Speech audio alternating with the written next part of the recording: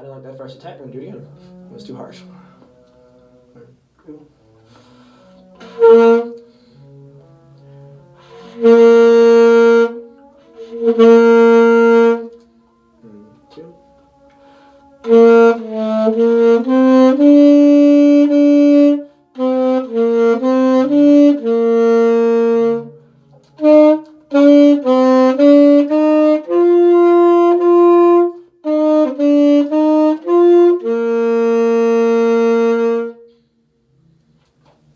Yeah.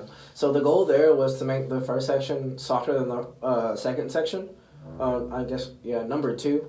And really there, I mean, going into that not upper octave, but upper register of the saxophone, I put more mouthpiece in my face, and I found that it sounded a lot better. So that's a change that I'm going to make, I guess. Once again, I'm going to ask you that tomorrow. Yeah, but beginning of the note was not very good in Sweetly Sings a Donkey, and I guess maybe I just didn't put my tongue, I didn't articulate it properly, and it caused me to kind of chip it. So, look at that.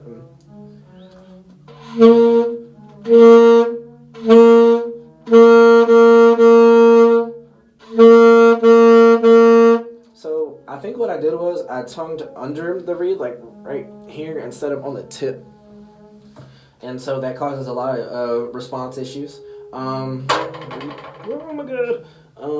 Yeah, read is good. Make sure, just do a little read check real quick. Okay, and I'm gonna do, I think that's 5? Yeah. So we're gonna do one more.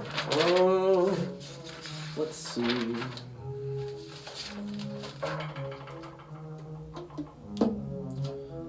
Let's see. Let's do Song of the Fjords. One.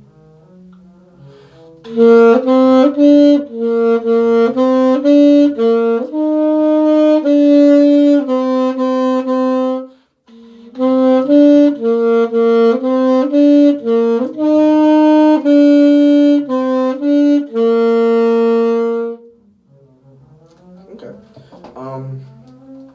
Also, I think this one went pretty well. Pitch got a little bad on the second time coming back in on that G again. And once again, I think that I tongued under the reed and not as or pointed as I needed it to be. So that's something I need to work on my own time. Yeah. So song on my own. Let's see. So I think I remember it. Yeah. This is a Flintstone song.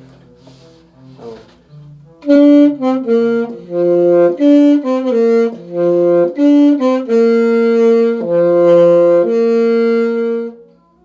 learned the Flintstones theme song. I'm just not playing myself. Okay.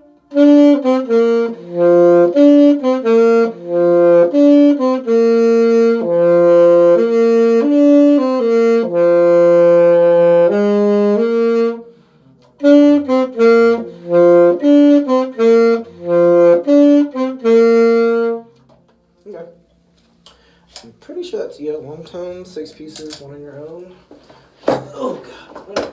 So, let's see. Tuning. Let's see, where to start? I really think tuning is just one of those things that, like I said earlier, you're going to talk about forever. It's not something that you talk about one time. Okay, everything's perfectly fine. I think a lot of directors go wrong in not letting them hear what out of tuneness sounds like. They kind of expect them to kind of understand flat and sharp, and that's skipping a lot of steps in the scaffold. So you really want to make sure you start from ground zero, and a good way to show them that is to maybe have a drone if you're fortunate enough to have that, or let's see, what you do.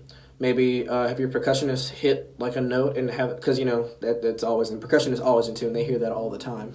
So one thing you can do is you have a percussionist hit a marimba or something like that and play a long note, and you play that exact same note, but you play it out of tune on purpose, and you hear it sharp, and you know, play it flat, and then you know, you ask your kids like, hey, so do y'all hear the waves in there? So, and you start off with, was that in tune, or was that in tune or out of tune? And then maybe at that point you can kind of start, okay, that was sharp, this is flat, and explain to them how to fix it. Also, with them, what I'd probably do is I do the thing that you talked about with having their a little sheet, you know, in their folders that they see it. They're like, this is how you fix tuning issues or certain things. That way, they see it every day. They know, like, okay, well, if I'm out of tune, this is what I need to do to fix it. We would still talk about it every day, but just them having it there makes it a little bit easier with, you know, them understanding what it means to be in tune and out of tune. Also, what you can do is that you can use the piano, for instance, and so I'm playing a C major chord, and it's like,